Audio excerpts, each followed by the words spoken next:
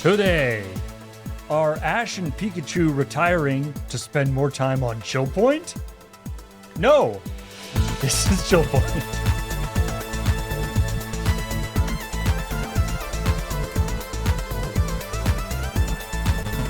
Remember, if a headline ends in a question mark, you can almost always answer no. Answer no. That's Betteridge's law of headlines. I Yeah. think. And Beach, I think you should be thankful that even if people don't like you, it doesn't matter. We're not replacing you with Ash and Pikachu. That's right. I mean, now that I think about it, if that was an option, we would have to, possibly reevaluate our staffing situation. I just want to say, Paul, if it was just Pikachu, if we have to take Ash and Pikachu together, I don't know that that's worth it. I feel like Pikachu might not work so well on the audio end. Like, I feel like Pikachu might not contribute to the conversation we're not an that well. audio-only podcast. Yeah. We're not even technically a podcast, so it doesn't matter.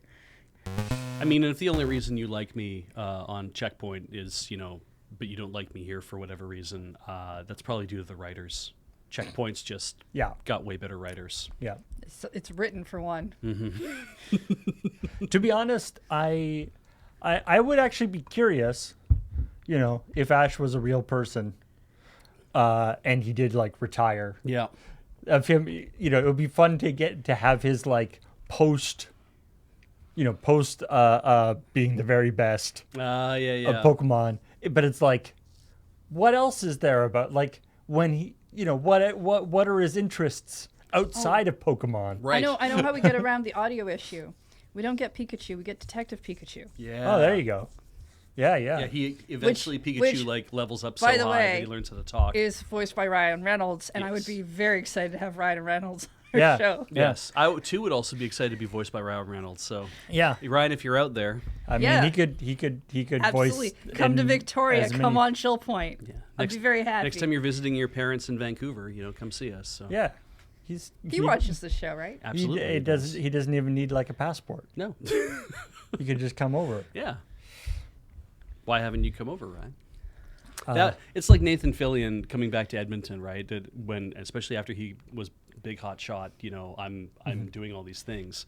And there's that thing of and he comes back to Edmonton to visit his parents and go shopping and do stuff around Christmas and whatever. And it's you could just see him in town sometimes. Yeah. It's weird. Oh, he's a real person almost. But it's odd because it's Edmonton seems so far away from the glitz and glamour of actually doing stage and movies and stuff. But yeah, Edmonton has a pretty good theater. They have a great theater community stuff going on. Yeah, I actually apparently I think it's Edmonton has a notably strange, strangely big theater. We do thing. I think there's a thing about there was basically one guy or somebody who was I want Edmonton to be a great theater thing and built and stuff, and what apparently Broadway shows either open first for testing or for retooling. They'll go to Edmonton because they know that New York theater critics don't want to go to Edmonton. Yes, and so you have very receptive audiences who are really happy to watch that kind of stuff there. And I mean, if I remember what somebody told me correctly, is that the Edmonton Fringe is one of the oldest fringes in Canada, if not the oldest fringe in Canada. Mm-hmm. They just have always been they really wanted to develop that kind of thing there. Welcome to ChillPoint, everyone. Yeah. Video game news. Welcome to ChillPoint. Yeah, let's start the show. The show the show where we talk about video game news and other things that are peripherally related to aspects of video game news. And whatever we decide to just go on about at the beginning. That was we were already at we were kind of video gamey for a bit. Well, we were already at Pokemon's a video game, but that was specifically about the cartoon part of Pokemon, which is not related to the video game really at all. Oh, but it's a very important part of the video game.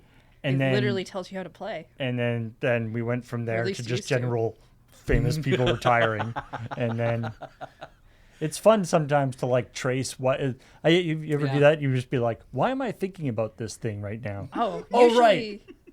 Usually that question starts by, how did I get here? Yeah. How far back do I want to go in that question? Is this not my beautiful house? So yeah, this is a show where we talk about the week's video game news, and we also talk about the episode of ChillPoint that went up yesterday. If you haven't watched that yet, you should, but not now because you're here now. Okay, if you're watching this on YouTube, you could pause the video and go watch it and then come back, Yeah, and that would that's catch fine. you up. But if you're watching this live on twitch.tv/loadingreadyrun, in which we do place streaming, please don't go away right now. And please do not pause the live stream. I highly It don't makes us feel recommend. weird. I highly don't recommend watching ChillPoint and ChillPoint at the same time. As a person who has to edit ChillPoint and sometimes Beach just keeps talking in the other room, it's very difficult. You don't know whether it's actually Beej talking or a recorded I have a version hard of time Beej figuring out talking. the levels. So let's. I won't talk. stop you, Okay. mostly because I can't, but I don't recommend it. Let's talk about a couple lawsuits. Okay. Wait a second. Am I being sued for talking too much? Not yet. Okay. Although in Quebec, who knows? They have a whole. There's always the asterisks where it's like, Quebec common law is so weird. does not apply Yeah. in Quebec. Yeah, exactly. You So can't enter maybe this contest unless you maybe live in talking Quebec. too much Yeah. is the thing. I don't know. Anyway, in Quebec, the Epic Games Canada is being sued for or the class action lawsuit against them is being allowed to move forward and declared non-frivolous. The class action lawsuit being that Fortnite is not only addictive, but was sort of Made to be. deliberately Made to be, deliberately doesn't warn. deliberately designed such and doesn't warn people about it. Yeah. So, Should be a hell of a thing to put at the top of the game when you log in. Warning, this game is addictive. And I feel like Epic Games might even just start doing that just to get more people to play it. Be like, yo, this game is addictive? Sick. It's so I'll be the judge of that. I don't think this is quite the right analog metaphor. I don't know. Let's words. find out. But it does make me think about when I hear things of like, oh, they don't warn you that the game is addictive at the beginning, right? It reminds me of things like how people keep going on and on about how potato chips should have warnings on them that they'll make you fat. yeah, And but we do have laws about okay. like cigarettes having things on them that say this could give you cancer, right? Yeah, Like, and those had to be added because eventually it was like that came out that it's like, right, this is a thing, and so you're gonna have to start doing like that was all that was law, probably I think proven through courts. yeah, but so, it's a similar kind of idea, right? It's like should a video game at the front tell you that it's addictive? yeah, this game is designed to psychologically affect you to keep playing it. and it's like I mean, as much as I don't like games using various nefarious practices in terms of loot boxes and all that kind of crap. I feel like something like this, it seems like a precedent that is just not sort of tenable. Like it's just not feasible. Like so because like if Fortnite is whatever gets in trouble for this, then it's like, okay, so what does that mean for other games? Where are the lines that you draw for Is that? it just like if your game is too good? And then there's and that's the thing, right? It's like if a game there's a certain amount of boringness you have to put into your game so that people can break out of it. like people will say, hey, when I do a combo in a game, it's very satisfying. Right. When I click the buttons for this game, the action that my character takes is very responsive, and that feels very good. Or boy, the sound that makes, or the feeling I get, the kind of visceral nature of that helps to reinforce how good the game is in my head. So When those things happen, it's like you could make the case it's like, oh, I see, they designed it so well that it's meant to stimulate those areas of your brain that have the good reward cycle, right? So part of this lawsuit was that a 10-year-old Yeah. spent $600 on V-Bucks. Right, $600 in V-Bucks, I'm sorry. So but there's like, when you say something is addicting, you don't necessarily, it doesn't, addiction always seems like it becomes incredibly terrible once it involves spending money and that kind of thing. Or physical health. Yeah, or physical health. Yeah. But yeah, obviously money is a way that this can really lawsuit affect your feels life. like it's focusing more on the fact that and money was spent rather than necessarily, because you could have a video game be addicting that didn't require monetary influence, right? But generally, what people really want to get Steam in on, library will tell you that. Yeah, but generally when people get in on things, they talk about loot boxes and the kind of mechanics of gambling that those have, because it's in like the same external way as slot detrimental machines, effects, right? yeah. So, like, I feel like this is almost more like a parental controls thing rather than a addiction thing. Possibly. I mean, because I do think video games should have warnings on them in the sense of like, this thing contains microtransactions or loot boxes or these things. I believe a few countries have started to get into the idea now that loot boxes do actually equal gambling as far as they're concerned. So those games have to be labeled 18 and above. Right. And I mean, the interesting thing about this is that this lawsuit was from 2019. And to be honest, the landscape of monetization in games has changed quite dramatically in the last 3 years. It's true. Overwatch just dropped loot boxes completely and went to a subscription model. Yeah. Epic has also, probably unrelated to this lawsuit, Epic has also changed their policies on loot boxes. And various other things have changed in the course. So I feel in some ways this lawsuit has sort of been superseded. True. like it might not set the things that they might have come out that might have been sort of court ordered of this lawsuit have just kind of happened for other reasons. Right. And so we might be just seeing relief in this case, right? That it's like we're making because it sounds to me like what they're suing over is that our 10-year-old somehow acquired $600, and through means that the 10-year-old doesn't have $600 to their name, so they got it from somewhere else. Maybe the parents, maybe they sold it or sold stuff from the house. Maybe they were selling drugs. I don't know what the 10-year-old's doing, but they somehow acquired $600 and they bought V-Bucks with it, and because they needed to play Fortnite so bad that they need to have or they need to not look like a default, right? Like that kind of. I think that's more the thing is like I need to look like a default because I'm being bullied. So chances are better that instead of a 10-year-old just selling a bunch of stuff from the house to get $600 to then have to make digital into a video game. Yes. Chances are better that the credit card information was saved onto the thing and they just clicked a button. Absolutely. I'm just trying to come up with like ridiculous examples because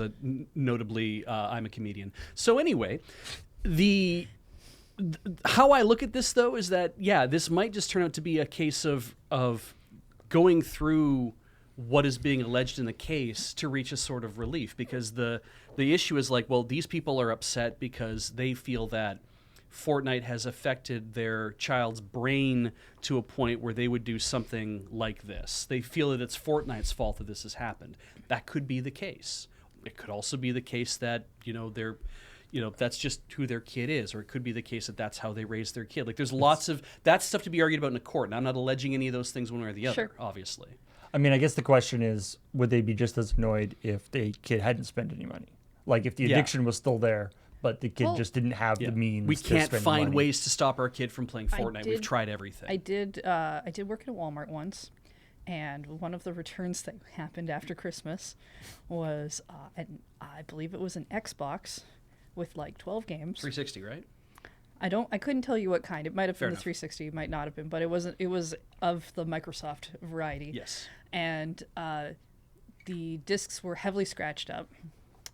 And it's Walmart, so we took it back even though I don't really understand why we did. They have the royal guarantee.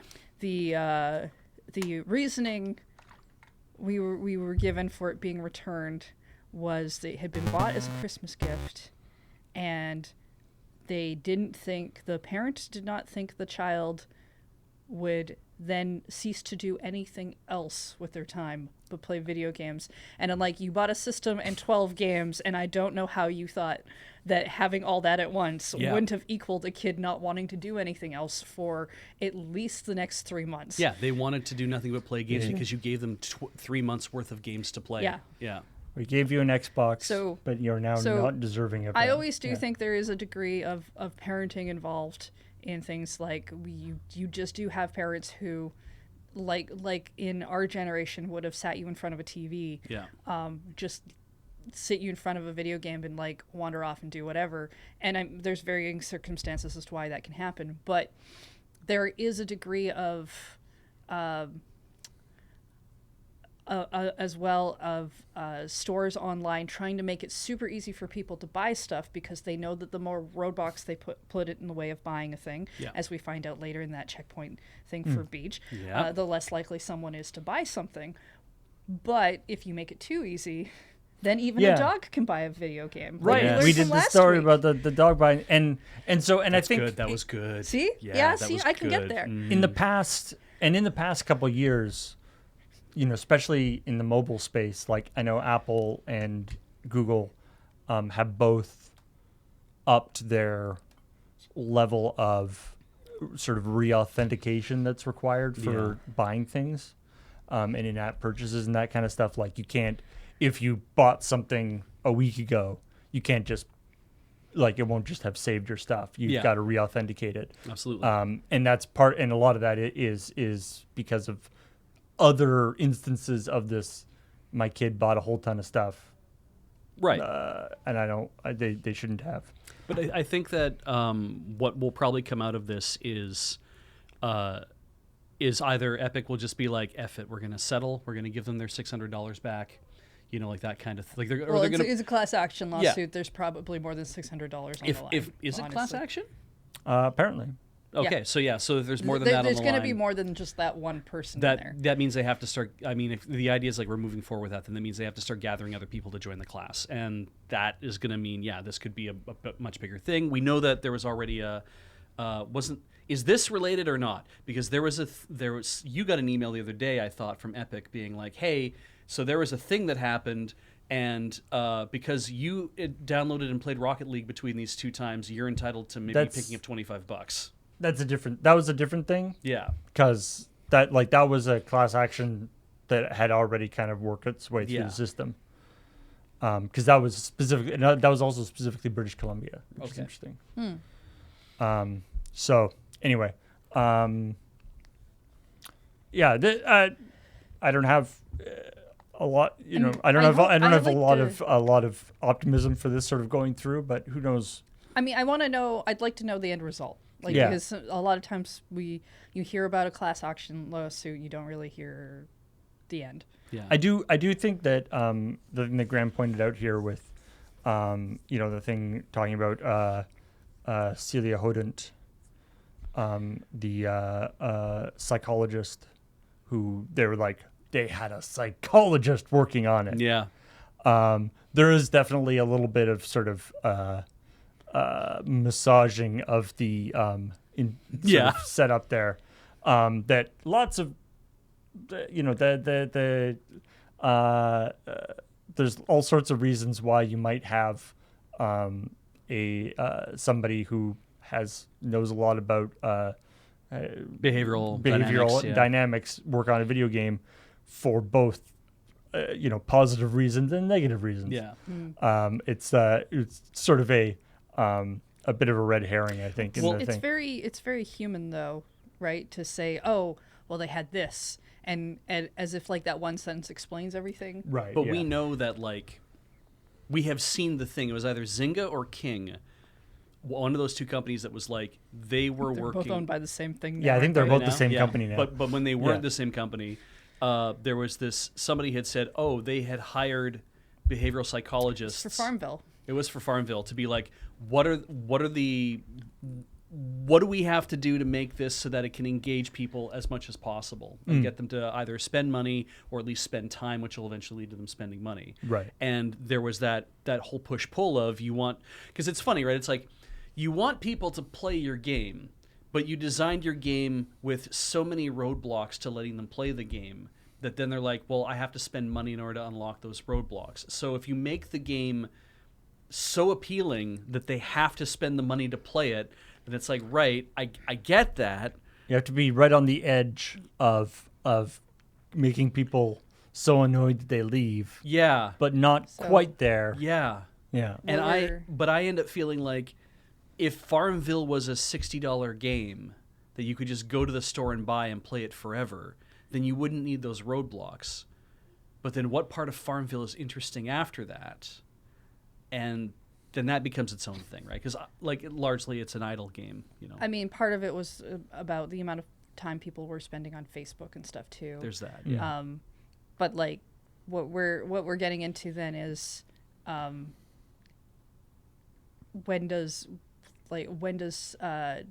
you cross the line from UI yeah. UX into? Well, when do you cross the moral line? Yeah. And yeah, corporations don't really have a moral line. No, they're psychopaths. But like that. Bart Simpson made a video and it was great. But like making people. I will explain myself after this. Don't worry. But doing things that doing stuff to your game that make it more enjoyable for people to play is not a sinister maneuver. No. Like that's something that people should be doing in their games. Like if I accidentally make something addictive, but I didn't hire a psychologist to make it happen, am I still in the wrong? Mm-hmm. Well, and that so I'm just posing a question. I use Breath of the Wild as an example for that, right? Because it's like I started playing Breath of the Wild and I was like, man, this is great. Like there's all these things about it I really, really love, and all the you've done a shrine and there's 120 shrines in the game, so there's lots to go on. So like you did a shrine and then you go do like another shrine, and it's like I'm kind of slowly unlocking little bits of stuff and getting things as a result of doing it. And then I noticed there's there's like this weird area, and if I go off, I have a thing I need to get to this way, but then I noticed something over here and start going that direction. I'm like, oh, this is cool. And I start exploring a little area that I hadn't been to before, and then I come across like a Skelenox or whatever. I'm just kind of like, oh shit. And that kind of experience, I'm like, this was really neat. And then to hear them say later during interviews, it's like, yeah, we designed it so that you might notice a thing, and that we wanted to design enough interesting things in all areas of the world that you might notice something and want to move towards that and want to explore to see what it is. And all that does, obviously, is if you pepper your world with so many of those things that every little thing might be interesting to you in some way, you are constantly being pulled into the curiosity of discovering what's going on. Yes. That is in itself behavioral dynamics to get you to continue to play the game and to not stop playing the game. But like you say, does that mean that they're in the wrong? They're just designing a game that's super interesting. Well, once you start incorporating money, it seems to be when society seems to think it's bad. Even though I do think there is a version of when I play Sims, I can't stop playing, and that's physical health. And that's physical health. But nobody seems to care so much about that. I mean, there's a thing. When obviously I do. You have to explain the Bart Simpson thing to me. I didn't watch The Simpsons. We're gonna get there, I promise. I do a lot of, or I do web development, or spend a lot of time in that area. And in that, there's in UI stuff, there's some often called dark patterns. So there's what are called UI patterns. So there's like things that we have developed over time that make sense. Menu bars and different things, the movement of a mouse, a GUI, that kind of UI patterns that we use in order to make things more navigable, and then dark patterns are patterns that accomplish they accomplish a goal, but do so in a way that is not if your goal is we need a bunch of people to sign up for our newsletter, right, for our website. Mm-hmm. There's all sorts of ways you can do that. You can put call to action things on the side. You can make, do various things like that to try to make it more attractive for people to sign up. Or you can have, whenever anybody goes to the website, a thing covers the entire website and says, Yeah. sign up for the newsletter. And there's a teeny weeny X up in the corner that nobody can see. Or when you go That buy would- something. That would be like a dark pattern. Is Yeah. that is like when you Sign up for an if account. if you just look at the stats, yeah. you could probably point to it and be like, look, we did this and our newsletter signups increased 10%. Yeah. But everyone's mad. Yeah. So a dark pattern is the sense of like you have no choice in order to move forward. And it's something that's sort of effective but evil. Well, So the way I get videos up on YouTube. Yeah. Okay. but also like when you go make an account for a website, because they need you to make an account to do whatever, and when you're signing up and getting your account and putting in all your information, there'll be a series of 4 check marks, and you have to check them. I've read the terms and conditions. I understand what this is going to be. Right. I want to sign up for an account. I want to be on your newsletters. So people just go click, click, click, click, or those are all clicked already. Like the one for the newsletter is already clicked, and so when you click submit, you've already submitted your address to be part of the newsletter, and you could have stopped it, but because you didn't read it.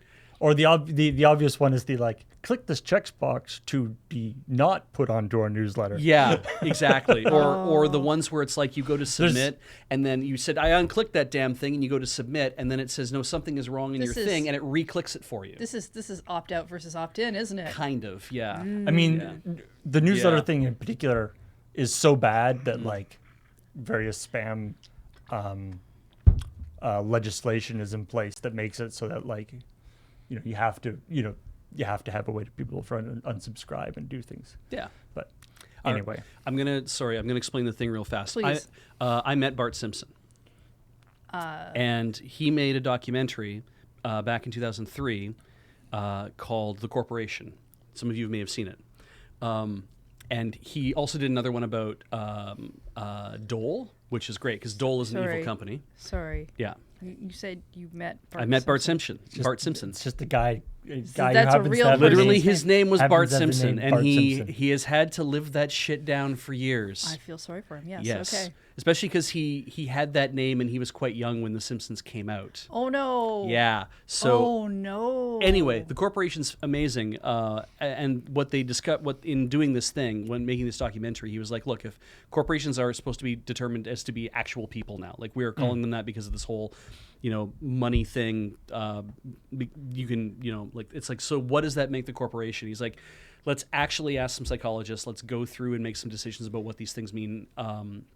And so psychologists, as they were analyzing how a corporation should act or what they should do, it's like, by and large, corporations give off all indications they would be a psychopath. Right. They are amoral. They have no connection to human empathy, and that's largely because in a corporation, they have duties that aren't for the people; they're for other people. They're not for the people they affect; they're for other people, and also because they have duties that have nothing to do with making things good for the customer. They only have duties that are good for making things for a shareholder or for themselves. And what was the other thing? There was like another one about how there's a whole bunch of reasons, but yeah, it's basically because there's so many people at a corporation, nobody ever stops to make an empathetic decision because all they're doing is the little pieces of their job, and that adds up to not thinking about the larger concept of what the corporation, that's the CEO's job, and the CEO doesn't do that. But you can't blame the CEO either because it's usually a group of people. Yeah. See, out of this explanation, all I really needed to know was that you were not referring to Bart Simpson, the cartoon character. That's correct. And what the video was. But I really wanted to talk about the corporation. But I do think it was important for our audience that you give a little bit more of an explanation. Absolutely. I just want to point that out. Because I think you made me watch this video years ago, now that I think about it. We went on a date to Westmount Mall, and I saw the DVD in a place, and I was Yep. like, I got to buy that. Holy crap. And then I still own a copy of the corporation, and then we watched it. right. Later. We had nothing to do that We had night. nothing to do. That mall was the only place that was open. Yeah. We're like, I guess we're going to go to someplace. We went to Yeah. Westmount. It's like, there's nothing here to do except walk around. And Yeah, there's that one place that sold DVDs. yeah. This is in Edmonton. I can see why I don't remember this super well. Well, speaking of corporations acting like sociopaths, Microsoft and this whole Microsoft Activision acquisition Hosk, thing. you stole a baby in Canada? Why did you do that, Hosk? has been continues to go along, and apparently the FCC is moving to attempt to block it, which the fact that how the FCC blocks a merger is through suing the people doesn't seem right to me, but maybe that's just how it happens. I guess it's because it is also their own court, right? So yeah, it's an odd, like just sort of an odd piece of how the process works. Well, I thought mean, the FCC could just be like, no. I don't know what you're gonna do, Paul. Like, I guess you could try to tell Microsoft and it's Activision they're trying to buy. FTC, yeah. You tell Microsoft and Activision that they have to leave enough space for Jesus. Yeah, But yeah. I don't think they're gonna listen. you can kiss, but only on Sundays. As Lurkerspine points out, the FTC is moving to attempt to get concessions, and it's like that makes more sense that's what this is going to be. It's like we're bringing you to our internal court because we need you to do a lot more to convince us that this is actually a valuable merger. Right. I guess it's more almost Like an arbitration. arbitration rather than an actual court. Yeah, but it's an interesting thing because, of course, I mean the thing that I found interesting about it is that the objection they have, the idea of Microsoft or this new entity using the fact that Microsoft now owns Activision to throw their weight around and prevent other consoles from getting games and all this kind of stuff. Like, that's exactly what Microsoft knows is the problem. Yeah. And but don't worry, and Microsoft is going to give Call of Duty to Nintendo for like 10 years. And we've done a ton of stories on ChillPoint over the last 6 months where Microsoft keeps banging this thing about no, we're going to make it everybody available. We're going to make it for 5 years. We're going to make it for 10 years. But is also, you can say whatever you want. Right. I think people need to put things in black and white and have signatures on them, right? But I just find it interesting that I guess making contracts with the government or with somebody to be but I mean let's not forget that Microsoft is a convicted monopolist. That's still a thing that exists, right? It is such an odd, but then again it is an odd thing when you think about get to the point where it is actually illegal for Microsoft or Activision to not release Call of Duty on PlayStation. It's true, right? That seems that. like an odd thing to be actually locked in. It would be interesting if what the relief in this case was is they said, okay, so you could have your whole acquisition if that's what you want to do. If you want to do that, fine. But your choices are either sign a whole bunch of stuff that basically says that your major franchises will be made available in reasonable terms. They have there's a whole terminology thing that they used to do that. It's like fair and reasonable. I can't remember what it is. Anyway, somebody will say it in chat. Or Microsoft, you can spin Xbox off into their own company. And if you did that, then they will not have as much market power and they will have to operate as a separate entity completely. And then Xbox can try to go ahead with this merger because they think it makes sense. At that point, of course, Xbox will not be, or you can merge the two of them together, but once you do that, you also have to spin Xbox off after the merger is complete. So you have to spend all this money to acquire this company and then spin it off into its own thing so it can do its own thing at that point. And it's like, does that help anybody? I don't know. Does it help anybody from the video games perspective? I don't know. It makes it a smaller company ultimately, but the thing technically, I guess. Technically, right? I do like the quote where it's like I think there's there's various arguments about whether this merger will be drastically affect the video game market. Yeah. In some ways, I would argue that it's sort of the kinds of money that's involved and the sort of consolidation that's already happened. I feel like it might not make that much difference. Yeah. But who knows? There's arguments one way or another.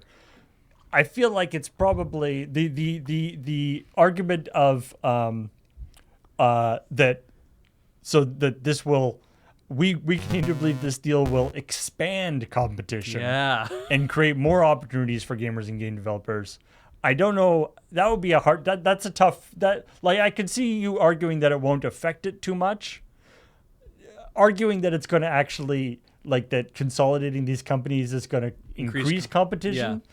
That's a tough. That's a tough one to argue. Well, you see, it's because we're gonna bring everybody into the company, and then once we have them here, we're gonna lay off about 30% of the staff because we don't need them anymore for whatever reason. Then they'll be free to go start their own companies and their own smaller studios, and that will increase competition. And they won't get to take any of the IP with them because they'll have to make new IP from scratch and new video games for everybody. And then we will buy those companies. Yes. And the cycle will continue. It's like salmon swimming back upstream to spawn, you know? Everyone will get red with big hook-faced mouths. And yeah, it's Rock Pusher pointed out, it's fair, reasonable, and non-discriminatory terms. FRAND. I was a business student. I took a lot of this stuff, but I've also forgotten a lot of this stuff. When you have to use the "and" in the acronym in order to make it work, that's never a good sign. Well, because it would have been friend otherwise, and that's not really what... I mean, I would prefer to have to be under friend terms. It's like a friendiate? No, it's not the same thing. How do I... Okay, Anyway. Is there anything more to be said, or can we move on? I think we can move on. Although I did my favorite part in the comments on the YouTube video for ChillPoint, where people saying that I think we're at the point where Activision doesn't want to be owned by Activision anymore. I didn't see that comment. That was pretty where funny. It's we don't know if we want Microsoft to own Activision, but we definitely know we don't want Activision to own Activision. Yeah. That was a good comment. That was top notch. And Activision doesn't even necessarily want to own themselves. They're we don't know what we're doing. Oh yeah, and Kia ora to everybody in Aotearoa, by the way. So. Oh right. Yeah, we'll get to that. Yeah, we haven't gotten there yet, so don't stop spoilering. There's an update to Mario Kart 7. You know, if you're gonna update your game that's 12 years old, 10 years old, more power to you. That's great. Yep. Don't just leave us with miscellaneous bug fixes whatever the hell it is. But the thing that I kind of didn't several issues have been addressed. Boy, did I made a lot of allusions to why that is, and I really should have just said it straight out. The reason why it's the trouble with writing stuff at 3 a.m. Right. The reason why they had to say it in the way they did is because they can't literally come out and say, closed a huge goddamn flaw in our net code. Oh my God, I can't believe we left it open this long. Yes, you could use this to hack the 3DS, so do not update this. Please go get the update for this. Very rarely I found Nintendo does patch notes that say anything. Yeah, I mean that's at all. The Splatoon ones are weird. Yeah, that's why the Splatoon ones are so interesting because they go in real in depth. Yeah, and that's the thing. I feel like when patch notes are vague, it is because they don't. They either it's we are filling a hole we don't want people to know of an exploit, or it's so many miscellaneous bug fixes that trying to write them all out is not actually that interesting. But if we have things we want to point out to people, like the Splatoon thing of oh, well, you can fold your T-shirts now. Right. It's not really a bug fix. It's kind of almost an update, right? Yeah, it's new features. Or with stuff that goes on with Disney Dreamlight Valley, a lot of the time when they're telling you about bug fixes or their patch notes, they're pointing out that we fixed that quest line so you can actually do it now. Person who I know is stuck on that quest line and maybe stopped playing our game because of it. Yeah. Goofy doesn't fish backwards anymore. Things like that, or or The Sims is full of stuff that they know people are just going to actually notice, and so it's they list them out. Yeah. But this is one of those things where... I'm just saying Nintendo doesn't often do it because I know whenever they do updates to Smash when they add in a new character, which of course they haven't done in a while now because it's done forever, who knows? They don't talk about balance. They don't talk about the balances, and then people who are in that community who do the fighting will go and re-examine everything, and they're the ones who are oh, this person hits with 3% less whatever now because they need to know exactly how many hits a person can do because what's the new meta is the idea. But I mean there have been some good, I mean I think we've done it on ChillPoint, some patch notes for other more sort of tournament-oriented fighting games that will do like this person's recovery changed by 1 frame, this Right. thing changed, all this, and because they know that people really care about that kind of stuff, Yeah. and so it's nice. but- Meanwhile, Sakurai is doing an entire series on YouTube these days talking about game development, and he literally be like, "Okay, I maybe shouldn't talk about something we did in Smash Brothers Special, but so whenever we do an attack, you can see that the wind-up happens at this point. And here's what the hitbox looks like. He's breaking down all the stuff that's like that Nintendo doesn't want to let you know about, that everyone had to figure out on their own. He's like, when we did this, we made sure that this was an instant attack. That's 1 frame from here to here, and it's like, yeah, you're spilling all the tea on Smash Brothers, right? It's like, I think that's really cool that's happening. They're neat little videos. They really are. But yeah, this is just. Here is a patch note for a 10-year-old, for a game older than 10 years old, really, that tells you nothing. I don't know why everyone is so surprised by these anymore. This Yeah. is like the 4th or 5th time Nintendo has done a patch update for a game that's been out for ages. Yeah, and it probably has to do with all this kind of stuff. Yeah, sometimes whatever, some sort of net. Usually it's like net code or something's found a And hack. the Mario Party game, like Super Mario Party or whatever, the first one that came out for the Switch, got an update before they announced the second party Mario Party game, and it involved like online connectivity and stuff. And generally, people suspected that was them testing that for the new one. Yeah, like that was interesting because that actually like added new stuff that wasn't there before. Added a thing that made it actually interesting. But every patch to the 3DS and the Switch has almost always been a point update that says added new stability. Yeah, the most stable. And you know what? You can tell the thought it Nintendo was- sites have only as much news as they can Yeah. possibly get because they report on that every single yeah, time. my Switch has not fallen off its credenza in years. Yeah, you know how stable. Yeah, You have a credenza for your Switch? That's what I'm calling that thing that we Oh keep the Switch my. on top of. the little they've had to adjust the rumble pack thing. Yeah, so yeah, that yeah. It's more stable. So it's like having a naturally balanced inline 6 engine. I see you, Aussies. I remember being excited when the 8-bit Do controller said it had an And update Germans. to make the rumble less. That the first time I had a console that had that had a controller that not only could be updated but had to be updated. I was like, wait, what? Yeah, why do I need? There's a computer in the controller now? Yeah. Always has been. God. When I found out that I could get My controller's crashed. with an old PC, when I found out that it's like, oh, did you know you can hack your CD-ROM drive to play Region 0, like basic region free? I'm like, isn't that just turning the region thing in the settings? It's like, no, you can literally download new firmware. I'm like, there's code running in my CD-ROM drive. Holy crap. And then you find out you can just like make code to put on it and be like, yeah, now it's Region 0. You can play whatever you want on this thing. I'm like, this is going to change everything. The The early days of excitement. Yeah. I do love how computer people work, where you have software and you have hardware, and then In between. you have firmware, which is the software that runs on the hardware but doesn't change very often. Yeah, it's the chewy center to your very crunchy bits that you try to just keep in one piece. And hey, speaking of trying to keep people in one piece, maybe you shouldn't spend a ton of time playing on your Stream Deck that's in your Tesla. Oh, yeah. Well, it's not a Steam Deck. It's just the Steam OS. Well, it's SteamOS running on the Tesla operating system, I guess. I only point that out because the Steam Deck is something that is much more portable than a car. It's true. It's true. It's heavy. But goes You know, faster than but the Steam Deck is- does. yes. There's a lot of a lot of portable devices have been called pocket size and weren't. Yeah, this one's taking it to a completely Game new Gear extreme. is not pocket size. No. But Tesla definitely would not qualify. No. But yeah, so this is that you can have all 6,000 games that are.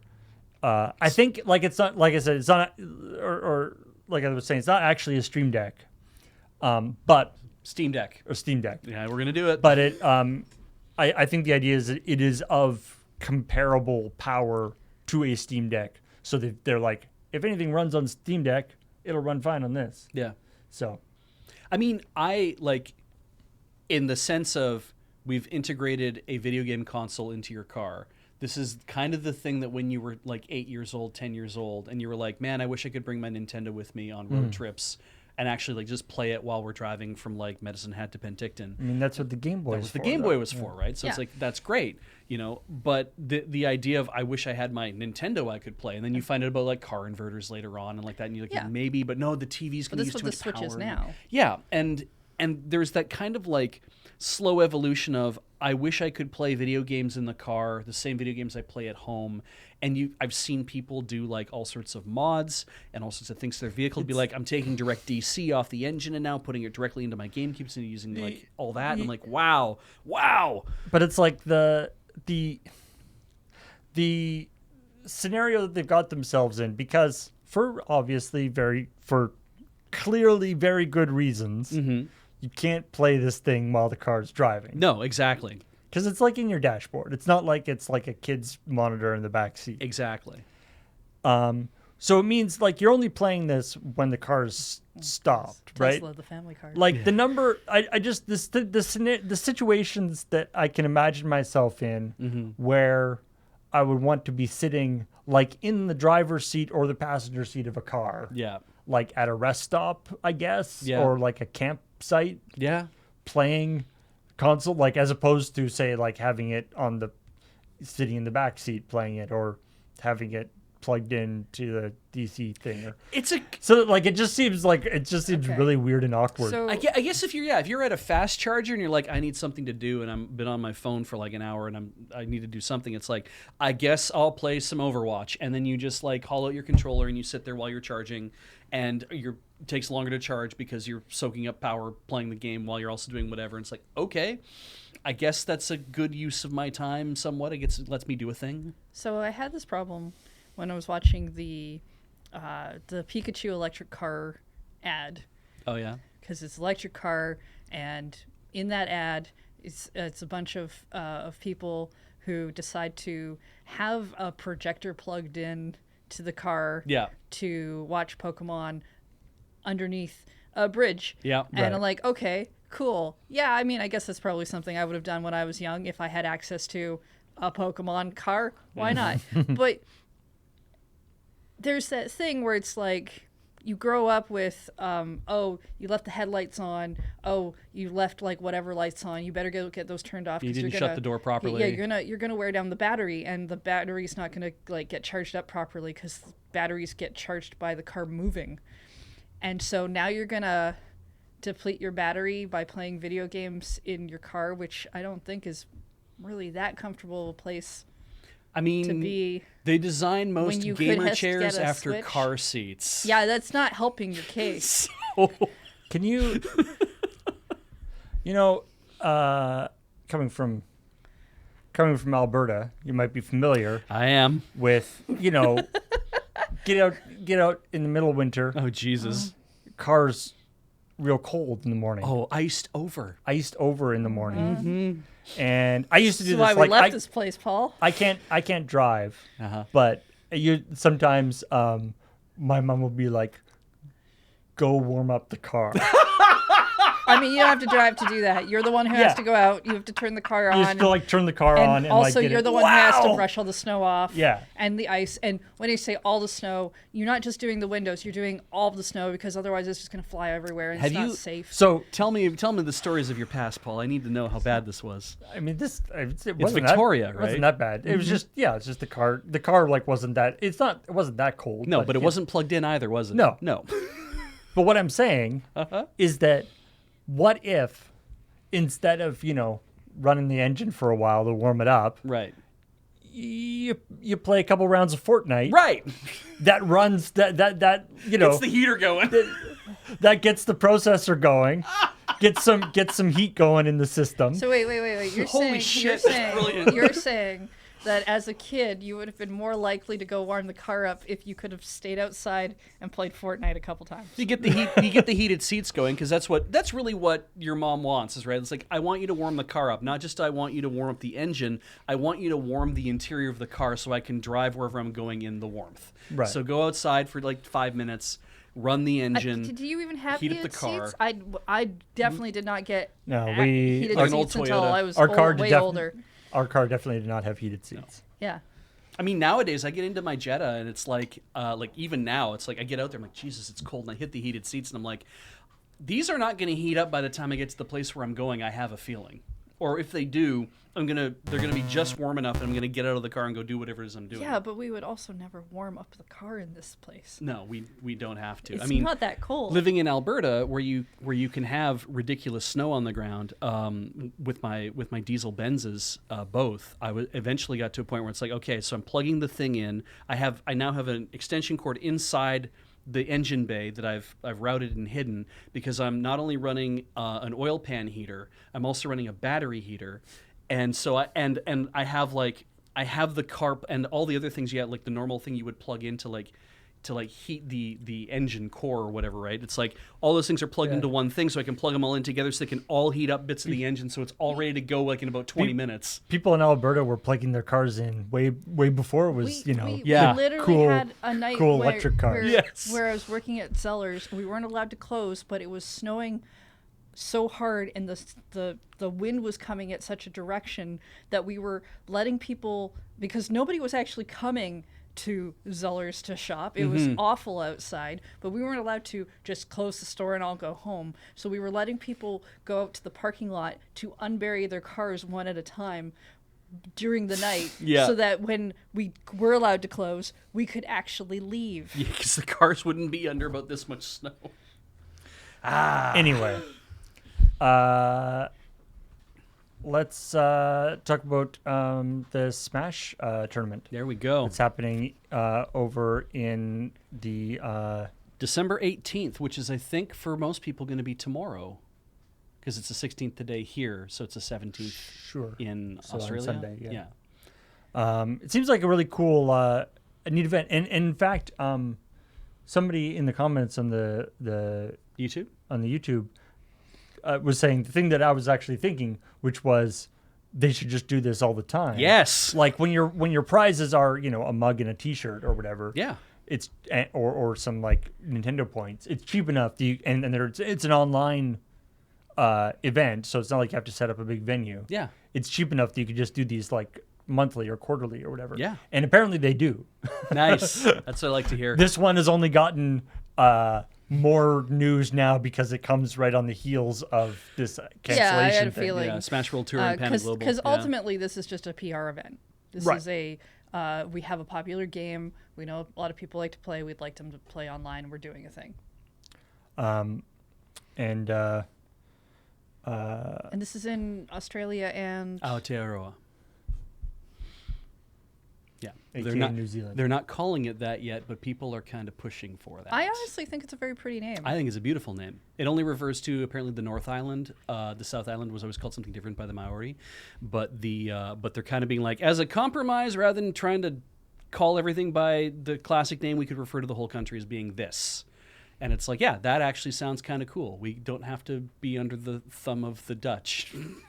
So I'm pretty sure Zealand is in the Netherlands somewhere. So when I heard that, guys, I was like, this is a beautiful name for this country. And everyone's so, like, I know you have your problems, but it's like, it seems really nice down there. And everyone's trying their best to make a really nice place to live. Yeah. Which is probably easier to do when you only have, 14 million people? Like, I'm actually more interested in visiting there than Australia. yeah. I do both. Yeah, I will definitely same do area both. of the world, and it takes a while Yeah. for me to get anywhere. Don't but, feel bad, Aussies. We will come see you again someday. We're sure. but Probably. yeah. One day we will leave this nice province where it doesn't snow. Yeah. What I was highly amused that when I went searching for 5 million. Wow. I went searching for pictures for this story. Go over to Google, Smash Tournament Australia. Yeah.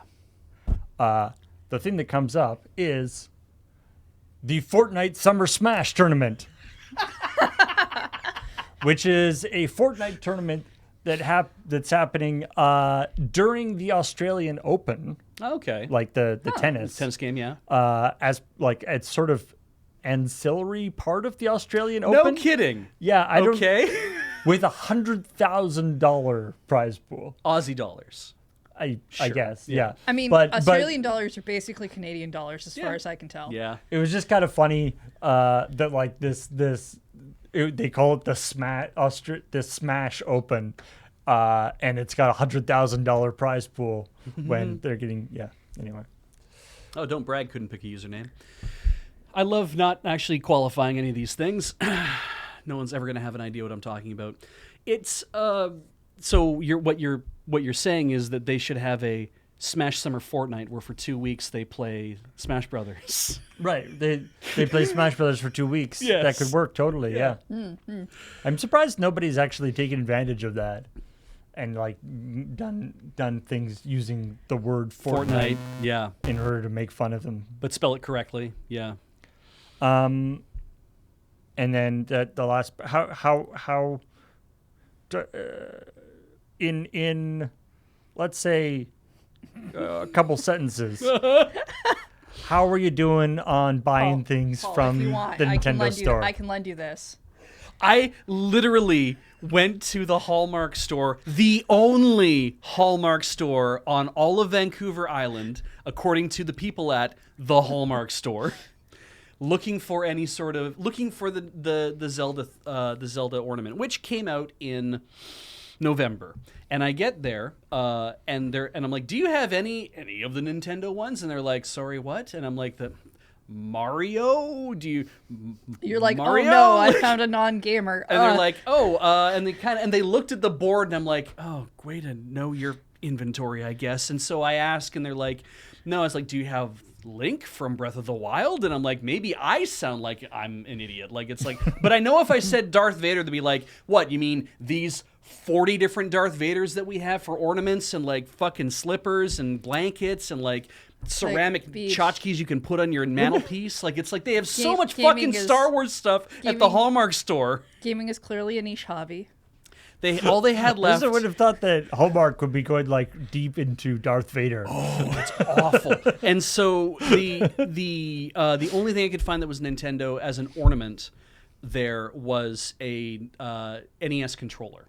And it was like $12 for that. I'm like, I mean, now that's my youth, but it's not my Super Nintendo was really my youth. Like Nintendo's my youth too, but and I'm like, I don't really want to get that. That wasn't really what I wanted. I bet when the movie comes out, Oh yeah. that's when they'll be, except it'll all be like stuff from the, like not the original design. It'll be like the design from the movie. Well, Hallmark has a dream no. book. I don't like some of the movie designs though. Like they have Sonic the Hedgehog stuff, right? They also have like Animal Crossing stuff and like a lot of these, like the Animal Crossing ornament is KK Slider and it's Light and Sound. When you press it, he plays the Animal Crossing New Horizons theme. But they've got Sonic stuff and not Mario stuff. Well, they didn't have any Sonic stuff either. Like that's the thing is I'm standing there looking at everything they have and I'm like, you have sold out of all of the really cool stuff and all you have left is like the rehashes of the Star Trek original series stuff and a bunch of Star Wars stuff. Sonic Because and you're like- Mario are busy at the Olympics. So I went to EB Games and they had Hallmark ornaments. Yes. And they had Luigi. And I'm like, I kind of want Luigi, but not really. And so I was like, I didn't buy one there either. You weren't second player.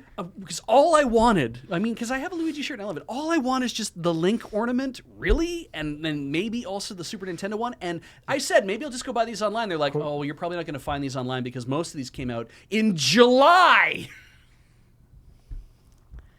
I think. Sorry, I just thought that would be a good quote from Daisy. Oh, yeah? I kind of want Luigi, but not really. Not really, but he was there, and it's like, it's either that or Bowser, and Bowser and Mario and Peach have a whole thing going on. I don't want to get involved in that, so don't talk to me about Kamex or Kamek, whatever. We never really named that, did we? Anyway, I will probably just have to find a way to get on the Nintendo store. Somebody did say in the comments, they're like, try the Microsoft Edge browser. That seemed to work for me, and I'm like, okay, I guess I will do that. I did try the Nintendo store last night, and it's still still acting up. Even on Edge? I didn't try it on Edge. We might That would try have it on required Edge. me turning on the PC. You and know, I wasn't I'm on doing that. fucking Edge right now. Let me tell you, boys. I can spray Hilariously, you. I will spray you. If that will calm you down. I had to. So I mean, as is often sometimes the case, you know, when I'm doing graphics for stories, Korok ornaments, that would be fantastic. Yeah, there'll they would. be you know, something will this happens with stories that you know, everybody writes. It'll be like, you know, this game currently has a Metacritic score of blah. Yeah. And they're all like fake, you know, they're all, you know, fake reviews. Ah, And then, you know, you guys write it on Wednesday night. yeah. I go Thursday morning to check it out, and it's different Oh, great. than what you were doing. Yeah, that sounds And so, you know, sometimes I'll try to get the people who are writing it to like screenshot it when you see that. For instance, but this one, for this story, I was like, I'll go to the Nintendo site. Yeah. On Thursday morning for the whatever 3 hours or so that I had time to do this. The Nintendo site or the Nintendo store was undergoing maintenance, and you couldn't buy anything there. Like the buy button was grayed out. Which is why, yeah, when you asked me, like, can you get me some screenshots? And I'm like, yes. And then I went and got some screenshot. I went back to the store and generated screenshots.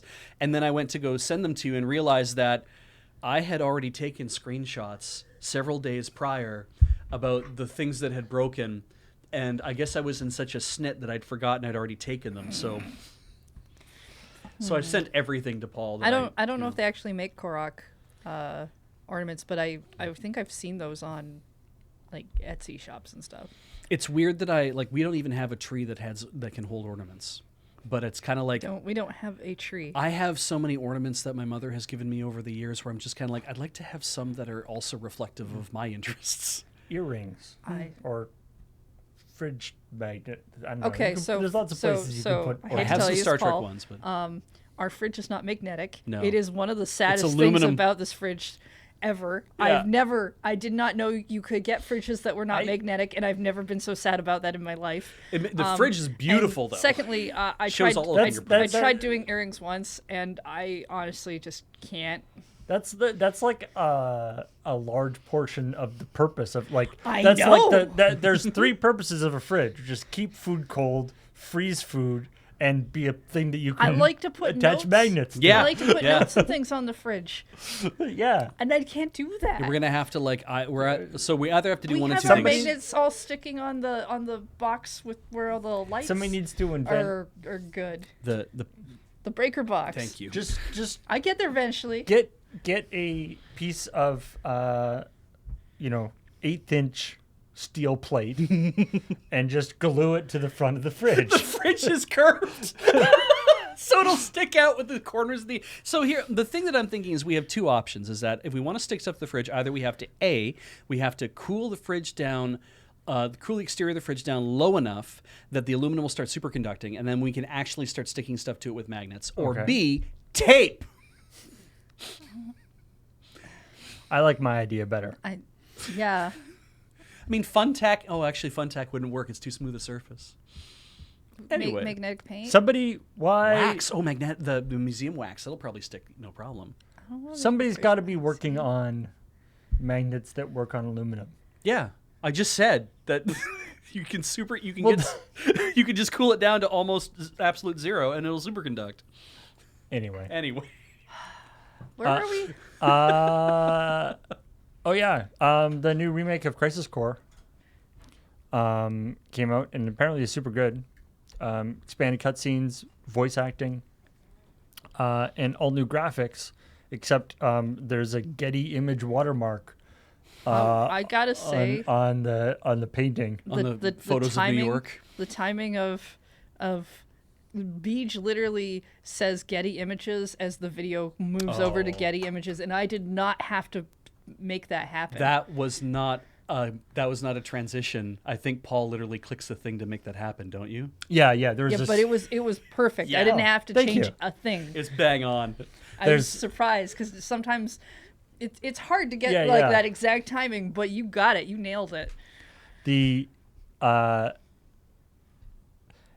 And what I liked more about this is, as somebody pointed out, I think on Twitter or something, it's like, one, obviously it's funny that they didn't so they're using stock photos, which is not necessarily bad, but they didn't pay for them, or they if they did pay for them, they didn't swap out the asset, Yeah. which is probably more likely.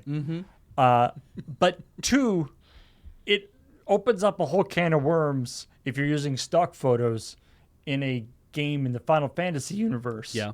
Because, for instance, there's horses in that photo, because it's a photo of like downtown New York or somewhere. And they're like, Okay. what are these four-legged But are featherless there chocobos? horses in the there previously were not horses in the Final Fantasy universe? Well, I mean, Final Fantasy 15 has a car. It could mean horses. Like, horses could technically exist, right. but they might exist in too small of a quantity. Like, chocobos just might be easier to raise Like, are there and cows in this universe? and make the thing happen. I hope that when the Final Fantasy equivalent of Henry Ford or whoever, came out with cars, they were like, what is this strange mechanical chocobo cart that you're riding? Behold, the chocobo. I'm saying that The steam-powered chocobo. horses were once wild animals that we Extincted. ended up taming, and so in a fantasy universe, you could still have things like horses exist, but they might not have been tamed. They may have been like if chocobos were like if we had giant chickens Yes. that were easier to breed and tame, we might have gone the same route. Emus. That are easy. Ostriches. I don't know. So just look at the Aussies. They had a great time with emus. I just Anyway. remembered. They're totally. We know what a chocobo horse would look like Oh, Jesus. in Assassin's Creed Origins. They did a thing that was probably not a good idea.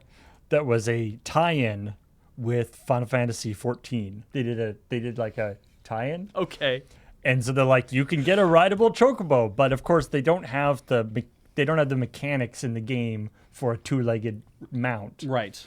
And so, Here is our compromise. It looks like they took a camel. Yeah, it's definitely a it's camel. a camel. It's a It's a camel. camel. It's a camel with some like glue feathers too. modifications. I hope somebody. I used once I did this event. I used this for my mount the entire game. Oh yeah, I hope that somebody has like who owns a camel farm has been like, so I made some decorative stuff for my camel and like show it off and be like, this is what it would is. Aren't you terrified? Like, this is an awful thing I've done. So I'd like to take this back. Maybe they originally had horses and they evolved into Right, this chocobos. is the missing link. This is what happened. Yeah. If I think that it was through basic gene selection where they were like, these horses are quite the thing, but they're not really that comfortable because they're all smooth and muscly. And we need to ride something that's more fluffy. And they're like, well, we have these tiny birds that we eat the eggs and meat of. It's like, can we get them to crossbreed? It's like, oh yes, I can get them to crossbreed. Yeah. Can Just chocobos don't come in my laboratory for about 3 years. can chocobos fly? Not No, really. They kind of flap. Yeah, don't they're they? sort of like ostriches. They kind of, I think they can kind of glide a little bit. Okay. Depending on where they're. I mean, that might be really useful because I want to point out in a lot of video games, I've seen people just kind of run their horses off of cliffs. And if your horse comes equipped with a glider and now it's a chocobo and it can glide down, That's it's true. safer for Yeah, everybody. That's true. I mean, if I was riding my horse in Breath of the Wild and when I would go off a cliff, if I could just grab my glider and float Look, down with it, that would be great. In Breath of the Wild, I tried very hard to not have the horse go off of cliffs several times, and I tried very hard to get it to come back up, and it just was not working. No. Yeah, And yeah. I've definitely May have just walked away eventually. yeah. Oh God. There's definitely in my playthrough of the Assassin's Creed Skyrim? no Because those can go right up a mountain. the other thing. Oh yeah, that's true. The horses in Skyrim are very impressive. Yeah, Red And Dead Redemption. Chat is saying that there are chocobos that can fly. Ah. Certain species, different colors depending on the game. Oh, it that's seems right. like. Yeah. There's dozens of So colors in of which these case, things. I would say like if they can fly with a mount, then you're doing really good there. Phoenix Yeah. Rising. If Mortal, Yeah, Immortal yeah. When I Phoenix was playing okay. Phoenix Rising, you ride around on various horses like that, and you have the thing where you can kind of summon the horse and ride around and stuff. And not gonna lie, there's a button. There's circumstances where there's a button to jump off the horse, and it's close to another button. So there's Did sometimes you Yoshi? you're. Did you Yoshi your horse? I Yoshi'd my horse a few times. I like that. I like that immediately as a verb. We know exactly what you're talking about. Although to be fair, I didn't actually get it. You don't really get into like a jump boost from it. No. It was just like, oh no, I'm about to hit this cliff. I better hit the button to make it so I don't hit the cliff. And then I forgot that I was on a horse. Muscle memory's a bitch. And then the horse keeps going. Luckily, you can just like summon them back. Oh, So that's they're right. okay. Yeah, they go off the end and then you go whoo, and then they just appear right in front They're of you. like, yeah. okay, horse is fine. Horse is fine. I don't have to hatch another Yoshi out of the egg. Yeah. Yeah. My God. I like our video game language. Yeah. All right, let's talk about a couple stories that we didn't talk about during the checkpoint. Hell yeah. I didn't read most of these, so I won't have bits for them. Marvel's Midnight Suns, which just came out I hear it's pretty a good. little while ago. Yeah, I think it's At getting least some- anyone I've seen who's playing it seems to be enjoying it a lot. One of the things about it is it has it's got like 2K games, which is, people make it have a launcher program, Okay. as many companies do these days. Yeah. So like you don't just run the game, you run the launcher, and then the launcher launches the game. Sure. And what they've found is that the launcher, whatever, I guess its launcher is probably some, dumb Electron app or whatever. Yeah. Whatever whatever the launcher is, is using like a significant amount of resources on the Why? computer. To what end? How bad is it? So on a system on a super high end system, Okay. Core i9, RTX 3090, Okay. 32 gigabytes of RAM, Hell of a thing. running at 1400p with ray tracing, and Okay. everything set to epic. Average frames per second was 90. That's playable. Oh yeah, that's great. Yeah. With the launcher, like Disabled? by like switching out and closing the launcher, and then doing it, frame rate went from 90 to 146. That's embarrassing. Oh my God. That's a lot. Oh, oof. Well, On a somewhat lower end system. Yeah, it's something more. This was a test that somebody else did. Right. The author did it on a somewhat lower end system, a Ryzen 7 the author on Ars Technica. on Ars Technica. Yeah. Yeah.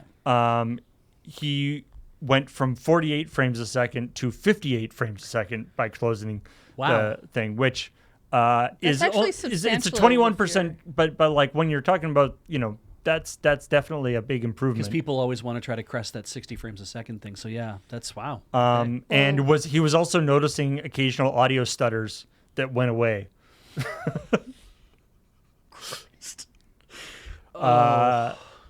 So basically, what you have to do in order to make it launch is you instead of using the default system to launch it, Yeah. you can like go into the game's folders, Right. and find the actual executable of the game, And make an icon for it. and make that and add that to your Steam library as like a third-party game. Anyway, Wait, and then launch it from Steam? Actually, that's the thing I've never asked. Does Steam's launcher do anything weird? it's not that bad. And Okay. there's some of the other ones, like for instance, GOG and I know the Epic Game Store, and I think Xbox as well. You'll see them actually close themselves. Like you'll launch the game, Right. it will use the launcher to launch the game, and then as soon as the game launches, it'll close itself in the background, Right. And then when the game quits, it will open itself Pop back us up. out. Right. Good idea. So- Good I mean, idea.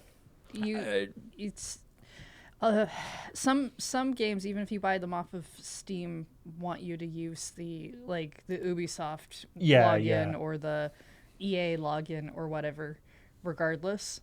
So I don't know, Steam isn't bad in terms of, and Steam actually does some stuff with the game too. Like Steam can do stuff with like making controllers work Well, better. I imagine it also if you do like community mods on Steam, you need Steam open for those to run. Yeah. Okay, so we have a question, chat. What do you do to get the better Midnight Suns frame rate? You have to close the 2K launcher. And that you can do that by not ever launching it and then just loading the game into Steam as a third-party game. Yeah. I mean, there's an article on Ars Technica that has a link to the full instructions that you probably want to do rather than us talking about it. But so yeah, go to Ars Technica. Anyway, hello, all you cow folk from Ben Wheeler's. Yee. The wheelies are here. I don't know what Ben's chat is called, but The whole big rodeo. gay rodeo showed up. Yeah. We didn't do it as an actual story on ChillPoint, but we did talk about that Zell is officially the worst Switch game. Which I love this story. Like the story is that Metacritic announced their worst games. Of course, because I saw the story on Nintendo Life, the headline is Zell is the worst Switch game. Yeah. There's actually like 3 worst games. Yes. But Zell is the worst Switch game. You know, for those of you who really hate Nintendo can't even get to the top of the worst list. Yeah. Right. I mean, and I think what you were talking about with that is like at a certain like a 1 out of 10 or whatever game. Yeah. Just if a game just doesn't at that point it just doesn't launch. Yeah. And so it's not actually a useful game, useful comparison. Well, we were trying to deter a lot of if you go by a number scale, which still a useless scale, but we go by numbers. If you go to a 1 to 10 scale, the majority of stuff that I actually see with reviews feels like a 5 to 10 scale. Yeah. Yeah. Right. So in that case, then what is the 1 to 4 about? And what's it for? What's it for? And I kind of thinking about it, it's like, right, if a game launches but crashes on the start screen, that's still a 0 because I'm like, I didn't actually get to play a game. I saw a thing. If a game that's like a DNF. Yeah. You just did not finish. Exactly, right? It's like the whole see me score. after class thing. And I'm like, but I think if you could start the game and go through maybe the configuration screens or go through some of the opening story or something, and then you try to do things and you're like, okay, I can run around and there's a jump button but it doesn't work, or the shooting or whatever doesn't work, and it's like I can run around but I get to a certain point where I have to jump over a thing but I can't jump no matter what it is that I do because it seems like jumping isn't programmed in the game, or I get hit right away and I die or something like that. It's like maybe that's a 1 because I'm like, I can see that you have assets, I can see that all this stuff is programmed in, but even if you made all your own assets yourself, I'm like, it doesn't matter. I don't get to see any of them long enough to actually play the game. Mm-hmm. They might look amazing, but it's like I can't even give you 4 out of 10 for that because I don't care how good they are at that point. Sure. I mean, I looked up IGN scale because I know they have their scale listed of what all of their numbers actually stand for. Mostly because Beach and I were having a weird conversation about the difference between good and pretty good. Yeah. But we went to, and as far as I understand, that's CBAT's fault. Discord shenanigans. But anyway, I believe they have one listed as something like unbearable. Oh yeah. And I don't know if they've even ever rated a game that low, because again, as you said, if a game shows up on your desk and you can't launch it, right, like you're going with the what is a 0 factor, and like if a game can't launch, I have a hard time believing someone gave that as a review copy. Also, I mean, unbearable implies that you couldn't bear to play it. So it's not really much of a review. I mean, I don't think I've ever read a review for a game at a level 1 of 10, but I feel like if I did, it would be very short. It's kind of it would be a warning. Like GamePro, I thought always had a really good way of doing it. If everyone remembers GamePro from the old days, where they had their 5 weird faces And it was like, we're going to rate each thing. We have these 4 categories, and each one's going to be a 1 to 5. And then we're going to kind of have a means of balancing that with whatever criteria you're using to give it an overall score out of 5. And I'm like, I think humans are really good at batches of 5s, especially when you can kind of break it into categories. Yeah, when you get into score out of 10, and then you also are doing decimals. Yeah. So it's actually almost out of like 50. Yeah. Or because 20. you're only Only using half of the you're scale. only using half the scale. Yeah. Right. Yeah. Okay. But anyway, I mean, I like reading. I don't typically read all the way through a review, because reviews are funny and sometimes that they get really spoilery and sometimes they don't. And depending on how, I just want to know, like, certain things about the game. So I actually go to the bottom, not to look at the number, because the reviews I like to read, because Nintendo Life does this generally, I think, where they have the pros and the cons listed out. they'll have just like or I like to watch Switch Up on YouTube, and they have like different sections, and at the end they also do like basically a pros and cons thing, and that's mostly what I'm interested in reading. I don't care about the numbers so much. I want to know, because if there's a con that is like, oh man, the graphics are really glitchy, and that's like, graphics are a big thing for you, then that con has more weight to it, I think, Right. than the number itself, right? But it allows you to sort of know, weight it yourself. if a the little con, bit, if the yeah. con is the story is really awful, Yeah. and that's what you're looking for in a game, then for you it doesn't matter if that game got an 8. Because you could say that Vampire Survivors does not have the most beautiful graphics of the kind of like Smash TV, run around and shoot things, endless waves of zombies kind of thing. It does not have the best graphics in the world for that. But people are finding the gameplay incredibly compelling. And it's like, so it doesn't matter if it would get a 2 out of 5 for graphics. It accomplishes a lot and is an entertaining game regardless. Mm-hmm. But that's what I read out of reviews. Yeah.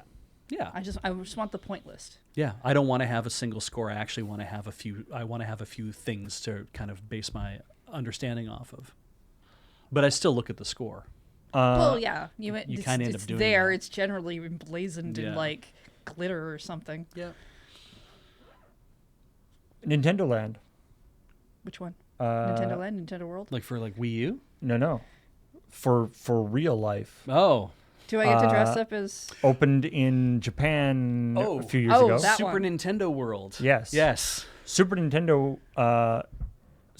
World opened in Japan at the beginning of the pandemic, basically. Good. They kind of got it like the worst time of it. Yeah. And we've done a couple stories on ChillPoint of both cool things that they've done in terms of promotional things and new rides that they open up and stuff. Trying to reopen and then closing and trying then to trying figure, to reopen. trying to figure their stuff out. Yeah. Anyway, Not bad for a soft launch though. but Universal Studios is going to be getting a Nintendo World at Universal Studios Hollywood. Is going to be getting a Super Nintendo World. This is the first version of Super Nintendo World, because it's also Universal Studios Japan. So Right. it's, Yeah. It's the first English one we're getting. Yeah. yeah, this is the first North American one, and it'll mainly be. It will include Mario. It'll be like Mario Kart Bowser's Challenge, which is I think maybe we talked about this on when it was, because this is the same game, or there's a ride called Mario Kart Koopa's Challenge, Right. in the Japanese one. Because he's King Koopa. Yeah. And it's like an augmented reality racing Yeah, thing, you're in like a cart, but you You're in wear a like a cart. thing on your head. and you can like shoot Yeah. banana peels and stuff. It seems like kind of a cool idea. Though it's funny the way this thing is worded, where it's like, oh, it's Super Nintendo Land. There's all this stuff to do.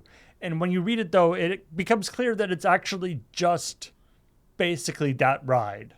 Like, it's that ride and like the stuff around it. Like, I mean- the land will have various interactive elements, like encouraging guests to punch blocks and gather coins. Right. Encouraging guests to punch things, maybe not the best idea, but anyway. Well, so they give you this wrist strap that has like a logo on it, and when you punch things, it's basically just activating to like say doing yeah. things. But if you punch your little brother, Does it Does go it- off? I does don't think go? you get coins that way, Oh. unless you put your little brother in the block. Don't that worry, you're there's going to be punching. lots of older brothers who are going to try to find Yeah. out. Oh, I know. there's be a restaurant called the Toadstool Cafe, the One Up Factory retail store. So we got a gift shop, a place to eat, a single ride. Yeah, some- visitors will also can see Mount Beanpole, a landmark at the heart of the land that serves as the entry queue to the Bowser's Challenge, and Bowser's Castle, where visitors will wind through hallways as they queue up for These are the places you're What- going the Mario to Kart stand. thing. But what did the Mario popcorn buckets look like? I don't know.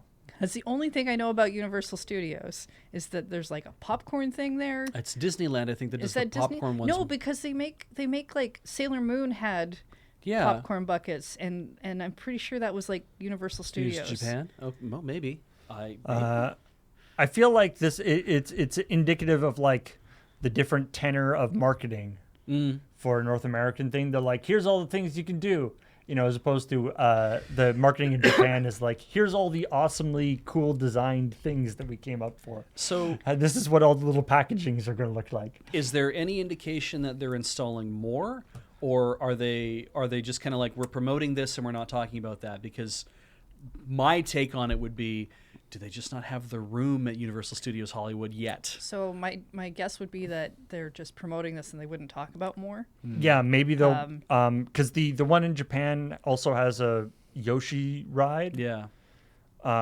which this one they do not have. Yeah. And it takes time to expand things out. Absolutely. Yeah. I would not want to go to this thing and stand in line for 3 hours to play the Mario Kart experience and then eat at the cafe and then leave. I might. I mean, feel I think like- it's You'd probably do other stuff at Universal Studios. That like day, I think too. I think this is one part of Universal Studios Hollywood, so Yeah. it's whatever. Mario Land. Boopity boop boop boop boop. Now at the Video Game Awards last week, they announced the Sequel to Hades. Bayonetta prequel Yes. That was also the yes. that actually kind of looks like Hades in the sense that it's like a top-down Kinda isometric. fighter. Had like a painty look to it. Yeah, I like it. Um, I might play that. and You say that, but if the gameplay's the same, I know Oh, you're going to maybe. jump out. Yeah, that's true. But Bayonetta 3 obviously just recently came out. Everyone seems to be liking it quite a bit. And so IGN Japan had an interview with Hideo Kojima. Hideki Hideki Kamiya. Hideki Kamiya. Yeah. Basically Hideo Kojima. I know, right? Every time I'm like, shouldn't that say Hideo? Yeah. No, right. It's Hideki Kamiya. And he talked about post Bayonetta 3 stuff, possible spin-off games. There's a new a brand new game, codename Project GG. That's a This is the life and times of Gigi Allen. okay. Mm-hmm. I hope that actually stands for like Project Good Game. Yeah. Yeah. That'll be nice. We're gonna make a good game For once, yeah. That's our objective. Anyway, the takeaway from this is Get good. they're asking about the Bayonetta franchise Right. and about Bayonetta 4. And he said, I personally can't conceive the Bayonetta series ever ending. I want to make Bayonetta 4 and Bayonetta 5. I intend on pitching them to the company. God, wow. That seems weird to me that it's like, because it's like, of course it's not going to end. It's their most successful franchise, I think, in terms of headspace. Platinum? Yeah, Probably. I would say, yeah. It's because Astral Chain and Wonderful Wonderful 101 and... Bayonetta will never end. Yeah, I think they've done a couple others, but they're not. And I assume this is mostly just like the sort of weirdness around the translation, but the like, I'm excited for new episodes of Bayonetta. Yeah. Versus It's a threat. Versus I can't conceive of Bayonetta ending. Yeah. Or I think we're going to do this shit forever, guys. I mean, Yeah, Nier is maybe pretty I big, can't yeah. conceive Yeah. of what the ending to Bayonetta would be. Maybe that's what he meant. As opposed He's to like, I have no idea. Never ending. I mean, in one way, like there's definitely that thing where you see video game devs get stuck in having to do one franchise Right. forever, and you know they'd like to do something else. Yeah, they get franchise fatigue. Yeah. But at the same time, if it's your baby, maybe you do want that to go forever. Yeah. Though I imagine that's also like we got to make sure the rest of the company is chill with the idea of continuing to make this game over and over. There's still going to be a pitch process, a Yeah. thing of like, just because you have the want and desire to make something happen forever doesn't mean you get to. Yeah, it's true. But that doesn't mean that's not also important. Yeah, because I could totally see them being like, okay, so we just did Bayonetta 3, we just did a Bayonetta Origins game. Also, we called it Bayonetta Origins : and then the subtitle of it. Which means there could be other Bayonetta Origin games. Or they're definitely setting themselves up to be like, we know that we could explore more areas of In this. fact, I believe it's Bayonetta : Origins : Oh, is it 2 colons? I only saw the one when they were, okay, but yeah. But that kind of idea of let's do another Astral Chain, or let's do like something else like that. Like not saying let's make a sequel to that. Like, let's make another game that kind of just comes out of nowhere, appears, and people like it, and that's fine. And then let's also then go back to making another Bayonetta. They could kind of like on off that thing for a while. I'm sure Bayonetta's not going to be the only thing they make forever. Yeah. But and I do want to point out also that that's how he feels in this moment. Yeah. Right, because there are plenty of times where we've done that ourselves. I think when we're like, yeah, we're pretty good with this thing. It could go on forever, and then a couple years later, you're like, you know what? No. Yeah, I'm out of ideas. Of course, the other half of that is the thing where you get like, after the latest like James Bond movie comes out, and there's like interview with Daniel Craig where he's like, I will never play James Bond again, and then a couple years later he's back at it. Yeah, it's just the come down from doing the movie. It was so rough, and I don't want to do it anymore. And we were talking about predatory microtransaction and addictive game stuff right way at the beginning of this stream. Who's got one now? So World of Warcraft is setting up something called a trading post for in-game cosmetics. Let me finish. Okay. All right. They're going to, which will be, they're going to be adding a new currency. Oh, good. Let me finish. Interestingly, this currency, there's no way to pay money for this currency. It is only an in-game currency. Okay. And it is only available through doing quests. And you get some for free every month. You mean like a regular fucking video game, wait, Paul? No. Wait. There's no way to purchase this with money. Can I purchase a different currency and then use that currency to get this currency? As far as I know, it does not seem that way. Okay. Because I saw the thing that was like, if you're participating in this, the traders, whatever, you get some of that currency as part of participating in that every month. Yeah. So you can, so as far as we know at the moment, there does not appear to be any way to pay money for this currency. Right. And so other than like buying somebody's character, I guess. So or something. you're buying That's generally against So TOS. in this game, you go to the trading post and you get like, you can It's buy for- like amazing cool weapons or like... well, we're talking, this is cosmetics and stuff. Okay. And it's,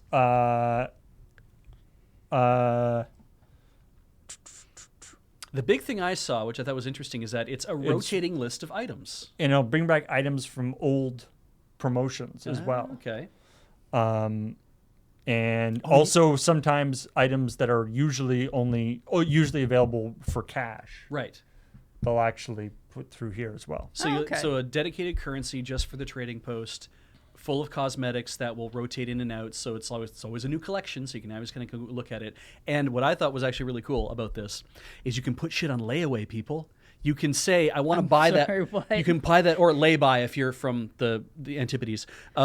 You can say, I want to buy this thing, but I don't have enough currency. So I'm going to say that I'm going to buy it, and they'll be like, great, we'll put it aside for you, and we won't replace it at the end of the, so cycle. when the month does the monthly rotation, you can hold something. Yeah. What? And they'll hold on to it so you can always come back. You don't get it, but you can come back later and be like, yeah, now I have enough trading currency. I can buy this thing that's been waiting for me, and I can finally take it home. First of all, I haven't heard the term layaway in several Since years. Woolco existed. Forever. No, we technically we did it at Walmart. It's just not a lot of people actually used that service. Okay. And I don't think a lot of people knew you could. Yeah. I don't know if places still do, but I've never heard it in terms of a video game. Yeah. Rain check is another thing I've seen that people say, Well, rain check is usually the item is not here and available, and you would have purchased if it was here, so you're getting given a rain check because the item was on sale or something like that. Yeah, they used to be like writing you a literal receipt or something that's like, when we bring it in, you can bring in this voucher, and then it'll give you the ability to buy it for that sale price. Layaway was more of the item is here and exists, and you're giving it to a person with some money, with the promise that you will bring the rest of the money and then you will take that item with you. Yeah, and if you don't end up doing that, then after a certain amount of time that expires, and I think they technically owe you your money back or something anyway. I believe they gave you your money back.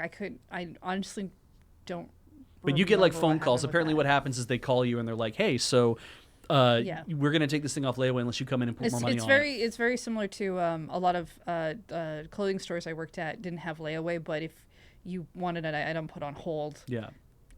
But at that point, then if you didn't come within a couple of days, the item went back out on the floor. And as Square.Cube says, now we have financing. Where you can credit take it cards. home. You get to take it home that day, but now you have to pay like a percentage Extra. on top. Yeah. Anyway. Last story here is about what is apparently the most important game, Call of Duty. I'm pretty sure Everybody wants it. Pretty sure Call of Duty, though, is not as important as you think it is, Paul, and it's not as good a game as everyone keeps saying it is. All right.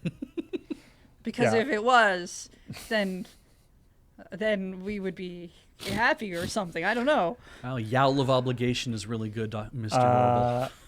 So there's been a couple of updates coming out for Call of Duty Modern Warfare 2 and Call of Duty Warzone. Call of Duty, military first-person shooter. I would agree. I wouldn't call it hyper-realistic, but Okay, I won't either then. realistic. I don't know. I haven't actually looked at it. Generally trying to be HDR. relativly realistic, I guess. also Black and never- slightly I've- less black. Never been in the military. Fair. They're adding a new mode for a limited time called the Warzone Cup. Each operator gets an ATV, and it's a 3-on-3 thing where you bat around a giant football. They put Rocket League. It's Rocket League. They put Rocket League in Call of Duty Warzone. Oh my god. Okay. Well, cool. Very, very important question. Then, do they also give the players cups? My understanding is most sports, the players get cups. Little tin mugs is what you get. No, It's cups. part of your kit. Cups It's for- I mean, I think the they've got full tactical armor, so Now- that probably includes a cup. This is Okay. keeping in a very fine tradition of having a Christmas armistice and the Germans and the English wandering into the minefields to play incredibly dangerous soccer. So I don't think they played soccer in the minefield. Sure, but, it was you know, in no it's- man's in the area between. yeah, it's anyway. in no man's land. They probably weren't mines buried there. We don't to this day. We don't actually know what happened. It's mostly probably apocryphal anyway. But they also they didn't have ATVs. That's very important. And what we're saying here is that in this day and age, if you don't have your own drones to play soccer with, you can just get on an ATV and you can play versus your enemy.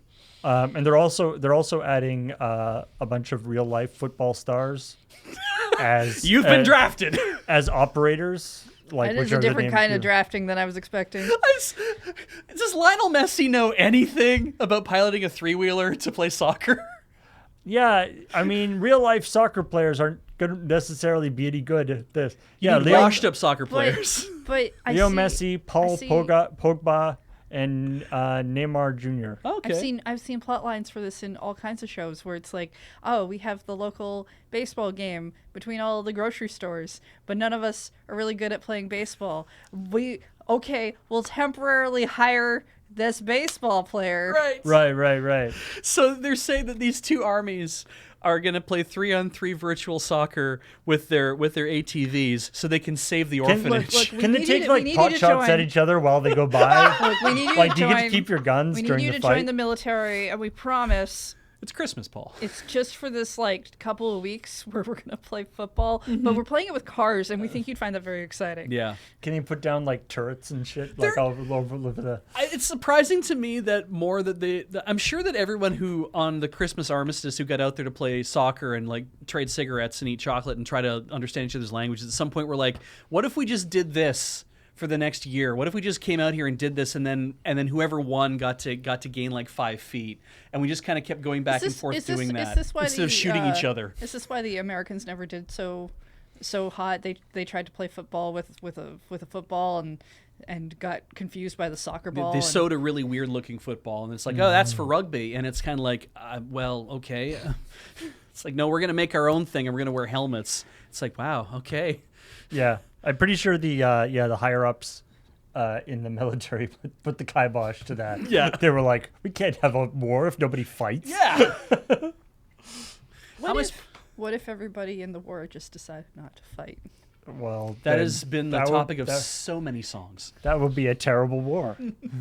that would Be a bunch of Would guys it- standing The around in a casualty trench. list would be very low. It would, Yeah. absolutely. I mean, that would be a great thing to happen in the world. It just wouldn't be, a very good war. yeah. What if I only think the people who had started that war would be very disappointed. What if only the people who had the idea to have the war in the first place had to have the fight? I Yeah. would probably watch honestly, that. Honestly, I think they should be the ones doing the fighting. Yeah, absolutely. And they don't get weapons. and they could even play ATV soccer. Yeah, They agreed. can do that. Yes. Absolutely. Let them play soccer. That was the plot of Skycrawlers. Anyway, that's all the news that we have today. All right. So, video games are becoming